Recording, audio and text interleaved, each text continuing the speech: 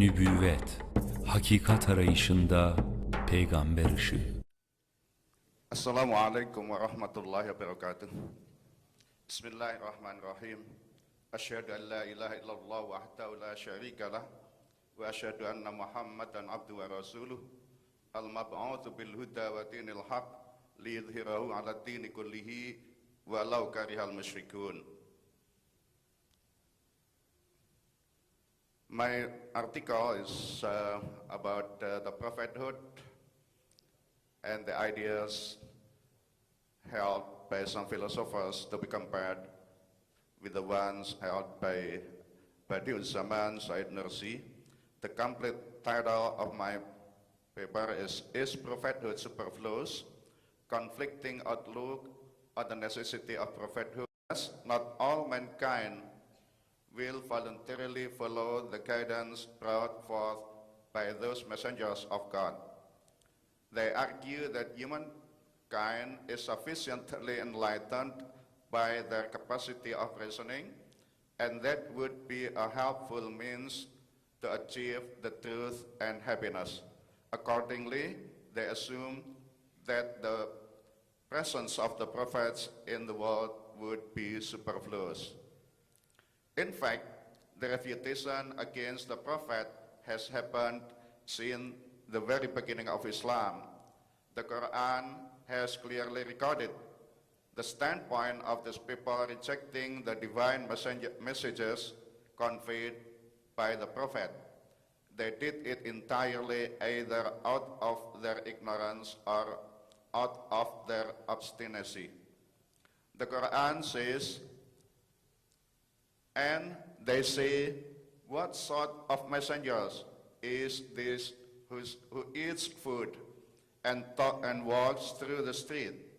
Why has not an angel been sent down to him to give admonition with him? Or why has not a treasure been bestowed on him? Or why has he not a garden for enjoyment?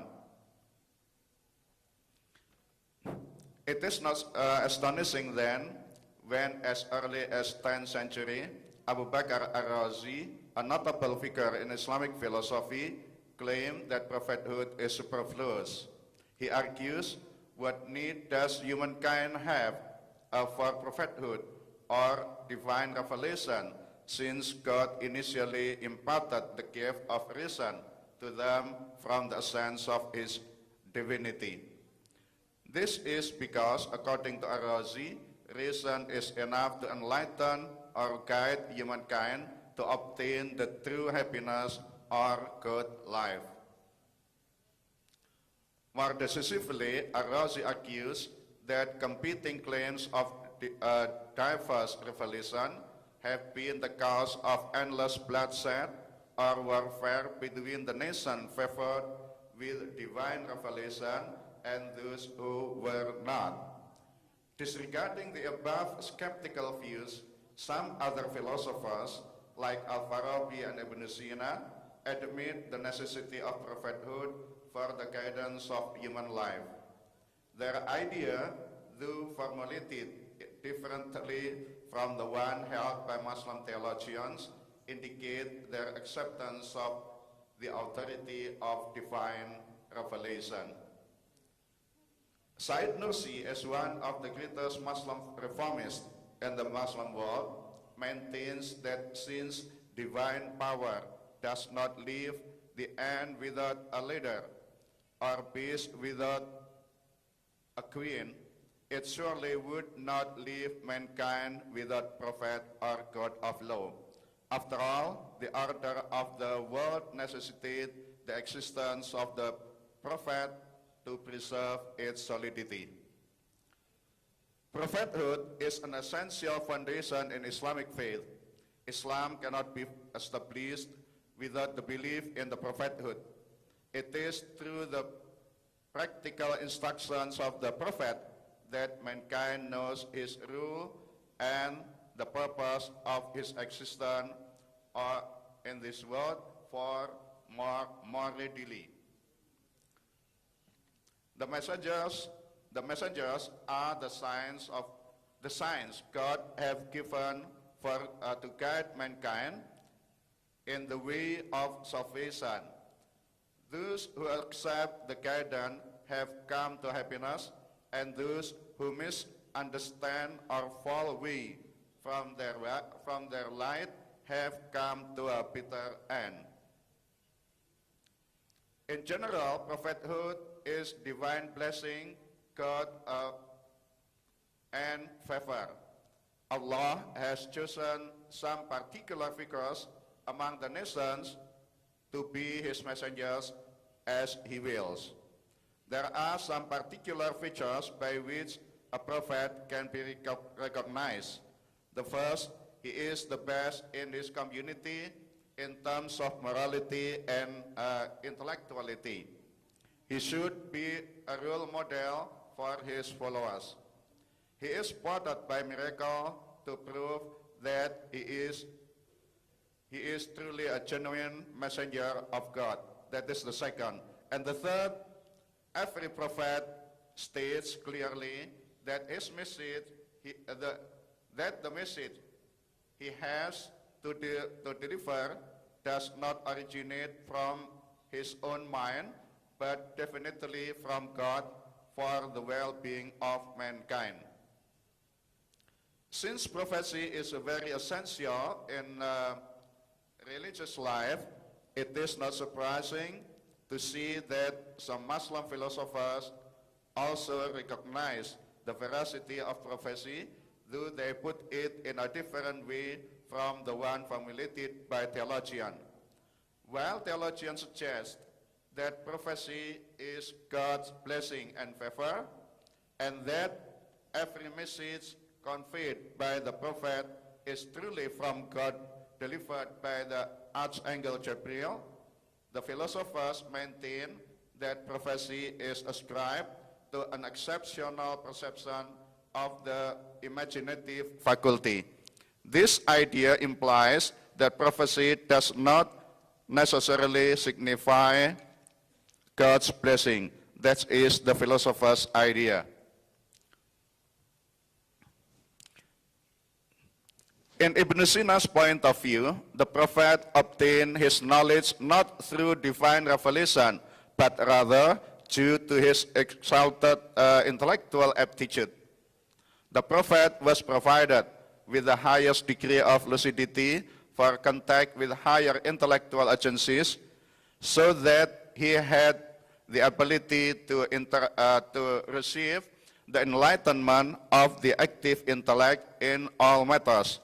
As soon as he attained that level, the intelligible form stored in the active intellect would appear to him right away, and thus he would apprehend them effortlessly. Inside Nursi's idea, prophethood is very essential for mankind. He based his argument on the natural fact, as has been stated earlier, that God does not live and without leader or beast without queen. By this simple fact, Nursi concludes that God would not leave mankind without prophet or code of law to guide them to go through their life peacefully. Nursi suggests that prophethood in mankind is a summary and foundation of a human perfection and goodness. Through the messages of the prophet, God has revealed the true religion and the index or directory of prosperity and happiness.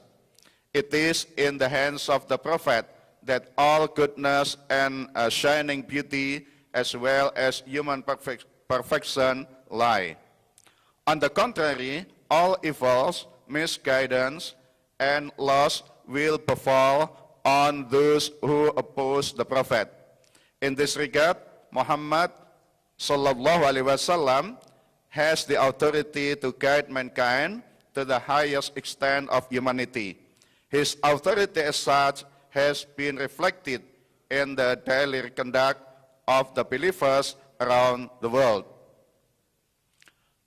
According to Nursi, the reality of Muhammad prophecy was the reason for which the world was created and is its result and most perfect fruit. This is because Muhammad sallallahu alaihi wasallam is the supreme master of mankind and its greatest prophet, as well as the glory of the world. Nursi quotes a saying attributed to Al-Ajuni, which indicate divine address to Muhammad, stating, if not for you, I would not have created the sphere. Laulaka, lama khalaqtul aflaq. I am really very impressed with this saying quoted by Said Nursi. Laulaka, lama khalaqtul aflaq. Nursi explains some particular testimonies to lead our understanding that God Almighty has sent Muhammad as the last envoy to reveal his message to the whole world. Among other important proof referred to by Said Nursi is the fact that Islam, which emerged from his words, action, and conduct, has at all times educated and trained the spirit, souls, and minds of 350 million people. Maybe it was at the time, but today, of course, it would be more and more. In addition, Muhammad also comes with the Sharia, the divine law revealed to rule mankind with its rigorous decree, leading to material and spiritual progress. As strongly believed by every devout Muslim, the messengership of Muhammad is also fortified with many miracles coming from divine authority. According to Nursi, the very personality of Muhammad was a proof of himself as brilliant as the sun through the powerful testimony of his messengership and veracity of his thousands of miracles, attainment and perfection, and his elevated character and fine morality. There have also been more than 300 sun narrations revealing his miraculous action. Nursi maintains that the miraculousness of the Quran is so strong and trustworthy. As a divine miracle, the Quran has testified and strengthened the truthfulness of Muhammad's prophecy. It also verifies the previous revealed scriptures and affirms the true messages they conveyed. Nevertheless, it is only the Quran which successfully maintains its originality compared to the other revealed scriptures. Ismail Raji Al-Faruqi has clearly said about it. Al-Faruqi's word, in a sense, Hammurabi, Moses, and Jeremiah represent apogees of a phenomenon of prophecy. Each one of them regarded God as revealing to him his will through works which are absolutely his, commanding, imperative, and carrying measures of nominousness to make them at once sacred and unalterable. However, were the three messengers to return to the world today, they would not recognize what is attributed to them as their own.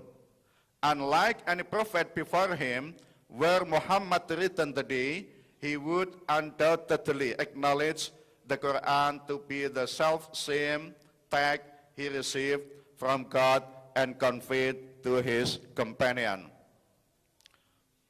I'm going to read my concluding remark. Muhammad prophecy has been an object of suspicion and controversy for a very long time. Some Western scholars once regarded Muhammad's life as a mirror to unbelievers, atheists, deists, and libertines. On the other hand, however, Muhammad was also portrayed as a wise and enlightened lawgiver who sought to establish a reasonable religion in place of the dubious dogmas of Judaism and Christianity. Nevertheless, millions of Muslims never doubted that he was genuinely commissioned by Allah to deliver his commandment to the whole mankind. For countless people, Muhammad's word have been the guiding star of their life. To this day, the name of the Prophet Muhammad evoked by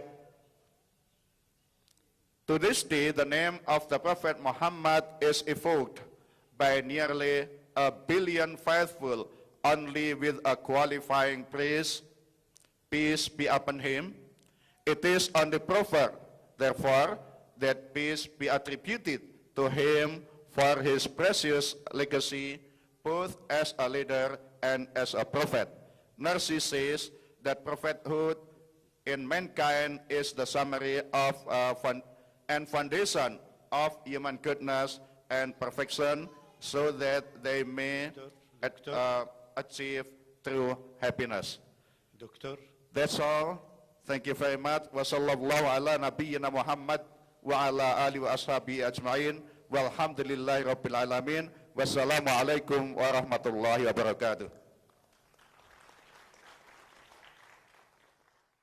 İstanbul İlim ve Kültür Vakfı